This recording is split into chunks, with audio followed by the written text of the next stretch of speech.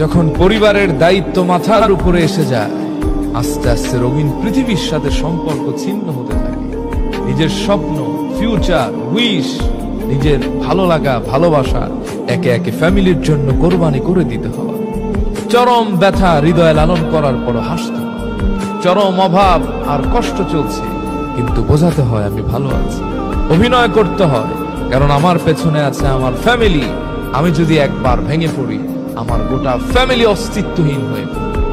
কারণ এখন আর আমি নিজের জন্য বাঁচি না, আমি বাঁচি আমার ফ্যামিলির সুখের জন্য।